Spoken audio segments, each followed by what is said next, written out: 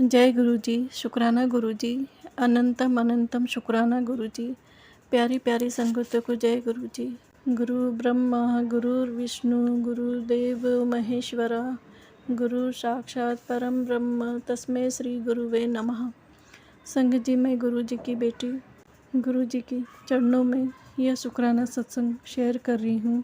सत्संग बोलने में या मेरे शब्दों में कोई भी गलती हो तो मुझे माफ़ कर देना।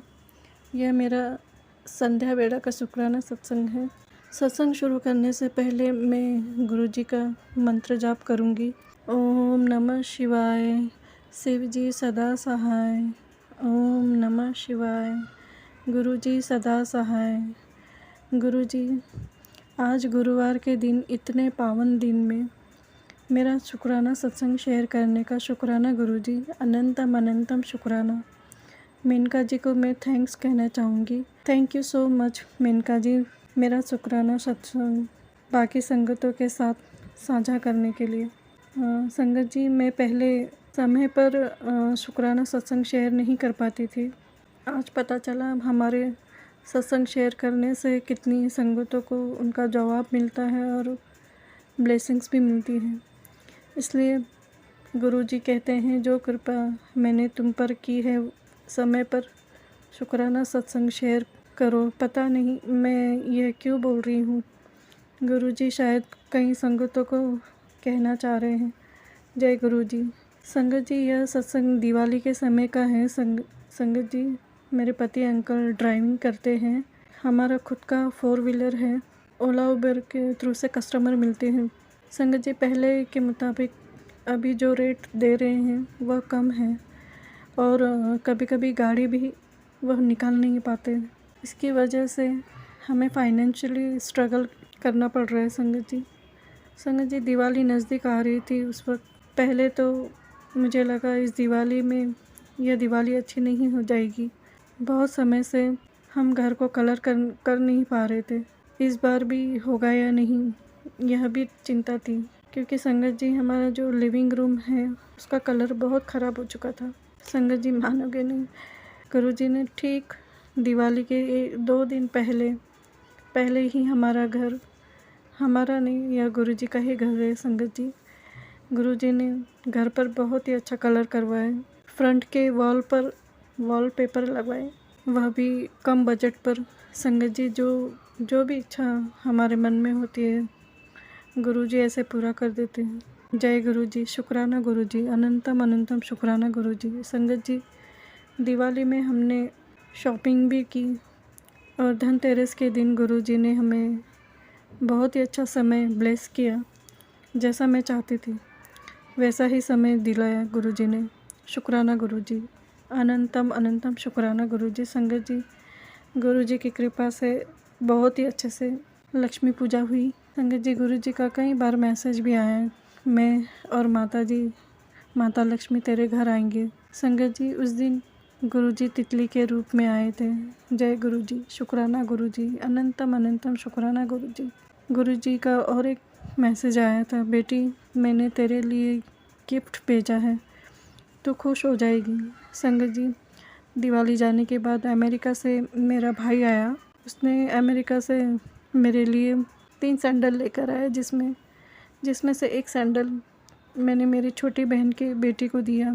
और संगत जी, मेरे भाई ने परफ्यूम का बॉटल भी लेकर आया था, 2 मेरे लिए और 2 मेरे पति अंकल के लिए, और एक घड़ी लेकर आया था मेरे लिए। जय गुरु जी, शुक्राना गुरु जी, इतने अच्छे इतने प्यारे गिफ्ट देने का शुक्राना, अनंतम अनंतम शुक्राना गुरु जी। गुरु जी, जिस तरह आपने मुझ पर, मेरे परिवार पर कृपा करी है, उसी तरह सारी संगतों पर, उनके परिवार पर कृपा करना गुरु जी। सत्संग बोलने में मुझसे कोई गलती हो तो मुझे माफ़ कर देना, क्षमा कर देना गुरु जी। सर्वदा भला करना, सबका कल्याण करना गुरु जी। जो संगत मेरा सत्संग शेयर कर रही है उन्हें ढेर सारी ब्लेसिंग्स देना।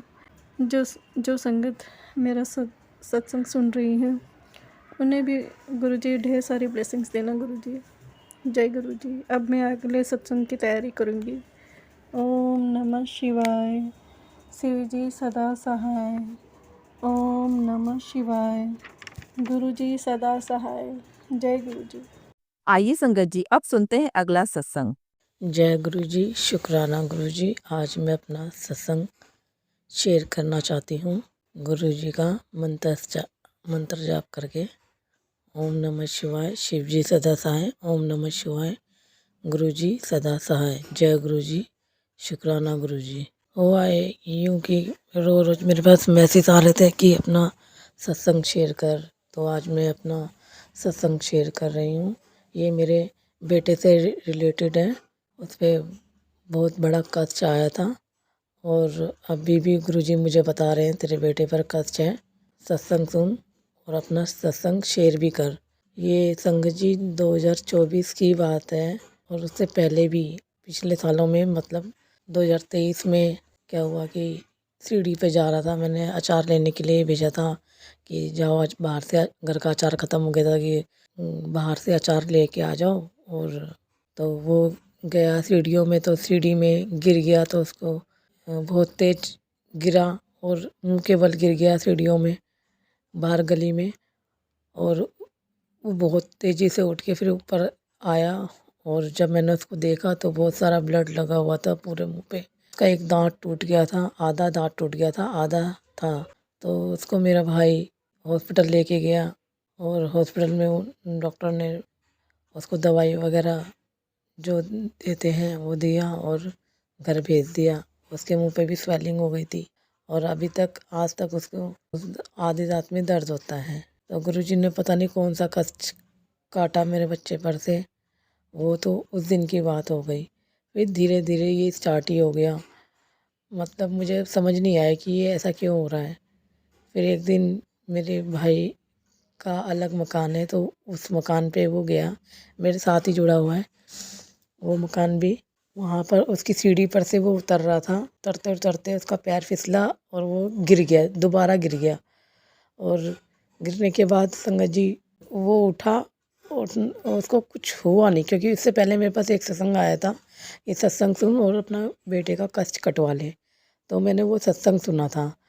फिर उसके अगले दिन ही वो गिर गया, दोबारा गिर गया। गिरने के बाद जब वो उठा तो उसका सारा फ़ोन जो था, गुरुजी ने उसके फ़ोन पे वो कष्ट दे दिया, वो फ़ोन सारा टूट गया। गुरुजी का फिर मेरे पास मैसेज आया, सत्संग सुन और अपने बच्चे का कष्ट कटवा ले। तो फिर मैंने वही सत्संग सुना जो मेरा बेटा सीढ़ी से गिरा था। वैसे ही एक सत्संग मेरे सामने आया जो उनके बेटे के साथ भी यही हुआ था। वो सीढ़ियों से गिरा और उनके फ़ोन पे भी कष्ट आ गया। तो मैंने भी यही सुना, तो मुझे भी लगा क्या ये बात सच है कि ऐसा होता है। फिर वो बात आई गई हो गई। फिर मैंने गुरुजी को बोला, गुरुजी आपका बहुत बहुत शुक्राना, आपने बच्चे को बचाया। लेकिन मुझे ये नहीं पता था इतने बड़े बड़े कष्ट मेरे बच्चे के जीवन में लिखे हुए हैं। उसके बाद एक दिन क्या हुआ कि मुझे एक ड्रीम आता है। उससे पहले का बात आती हूँ मैं, उससे पहले मेरे को ड्रीम से पहले एक बार पिछले साल ईद में क्या हुआ कि मेरी किचन में छिपकली के बच्चे मिले मुझे। 2 बच्चे मिले, एक बच्चा मर चुका था और एक बच्चा जिंदा था, छोटा सा था। तो मैंने उसको एक कटोरी में रख के गुरुजी का जल प्रसाद छिड़क दिया, तो वो 3-4 दिन जिंदा रहा वो बच्चा। उसको मैं रोज़ जल प्रसाद वगैरह उसको पिला देती थी, थोड़ा सा छिड़क देती थी कि ये सही हो जाए बच्चा और अपनी माँ के पास चला जाए चल के। लेकिन वो नहीं जा पाया, वो उसी कटोरी में ही रहा, क्योंकि उसकी माँ नहीं मिल रही थी मुझे। मैं उसकी माँ को, या मैंने कहा कि मैंने रसोई की प्रशस्ति पे रख दिया कि भाई यहाँ पर उसकी माँ को मैंने एक बार देखा था, तो वो ले जाएगी अपने आप। लेकिन वो बच्चा लेके नहीं गई अपना, वो उस कटोरी में ही 3-4 दिन तक जिंदा रहा और फिर वो मर गया। तो फिर मैंने उसको मतलब डस्टबिन में डाल के और फेंक दिया। फिर मैंने अगले दिन झाड़ू लगाया तो मुझे ना फिर से एक छिपकली का बच्चा मरा हुआ मिलता है। फिर तो मैं डर ही गई, फिर मैंने उस बच्चे को निकाल के फेंका। मैंने कहा ये 2-3 बच्चे मरे हुए निकले हैं इसमें से। फिर मैंने उसको डस्टबिन में फेंक दिया। फिर वो बात भी आई गई हो गई, मुझे समझ नहीं आया ये क्या है क्या नहीं है। फिर एक दिन मुझे ना ड्रीम आया। उस ड्रीम में मैंने देखा कि मैं किसी और की बालकनी में हूँ और वो 4थी मंजिल पर चढ़ा हुआ है। ये ड्रीम मैं बता भी नहीं सकती मैंने क्या देखा। गुरुजी ने ड्रीम में मुझे ऐसे दिखाया, मैं संगत जी बता नहीं सकती। बस बहुत बड़ा कष्ट था, जो उसका पैर फिसल जाता, वो चौथी मंजिल से वो पार कर रहा था दूसरी छत को, और मैंने न जाने क्या देखा क्या नहीं, बस मेरे रोंगटे खड़े हो गए। और फिर उसके बाद भी मैंने सत्संग शेयर नहीं किया। अब इस साल 2025 में फिर से मेरे बेटे पर कष्ट आया। ये जो 15 अगस्त गया है, उसको बहुत तेज़ बुखार हो गया। बुखार होने पर बिल्कुल भी उठ नहीं पा रहा, और उसकी तबीयत ज़्यादा ख़राब हो गई थी। और हर 15 अगस्त पे वो पतंग वगैरह भी उड़ाने जाता था छत पे।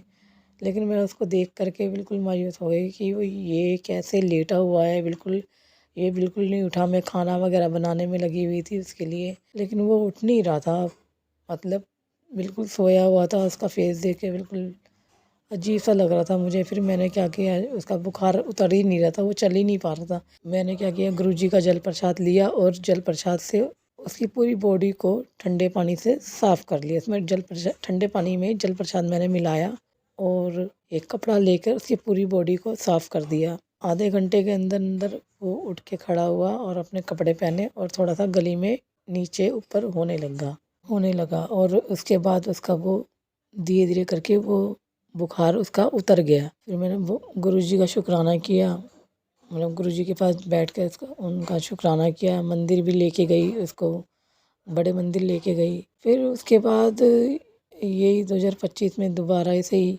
उसको, ऐसे मैं क्या बताऊँ गुरुजी, उसका 27 दिसंबर को बर्थडे आता है। तो 27 नवंबर, मुझे से 1 महीने पहले ही मुझे गुरुजी ने, अभी जो नवंबर गया है, और नवंबर में मुझे 27 तारीख की सुबह मुझे एक ड्रीम दिखाते हैं।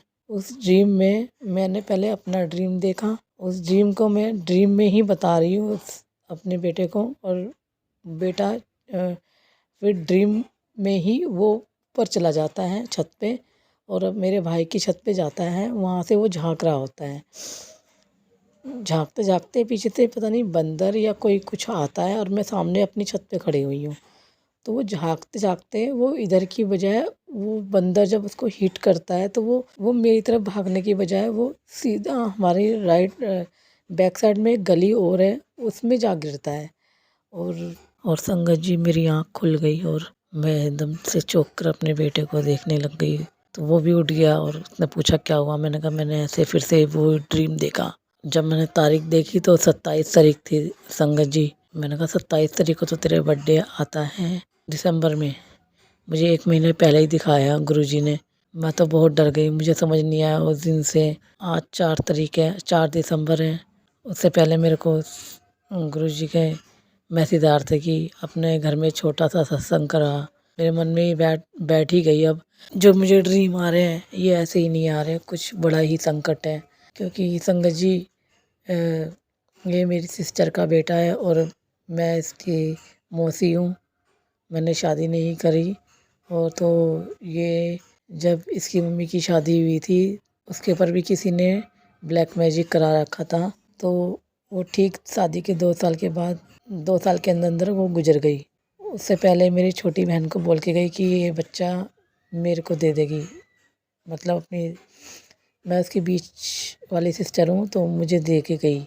ये 1 साल का था संगत जी, जब से मैंने इसको पाला है।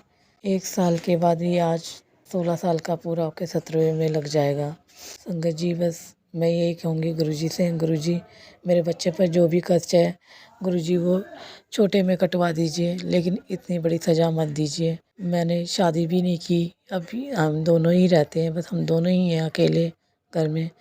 2020 में मेरी मम्मी की डेथ हो गई, 2024 में मेरे पापा की डेथ हो गई, वो भी चले गए। अब हम दोनों ही बचे हैं घर में।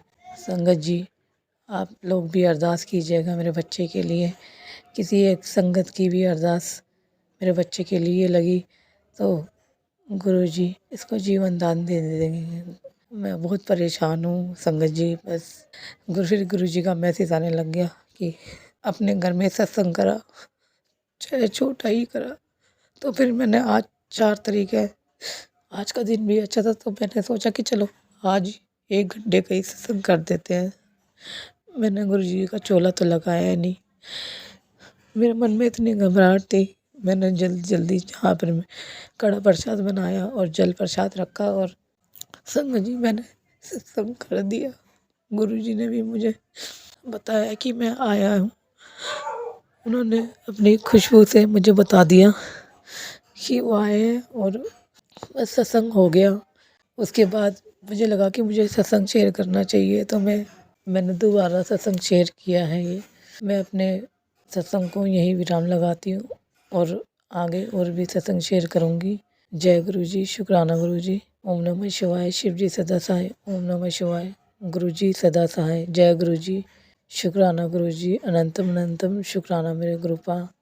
जय गुरु जी संगत जी, अगर आप भी अपना सत्संग संगत परिवार के साथ साझा करना चाहते हैं तो डिस्क्रिप्शन में दिए व्हाट्सएप नंबर पर लिखकर या अपनी आवाज में रिकॉर्ड कर हमें भेज सकते हैं।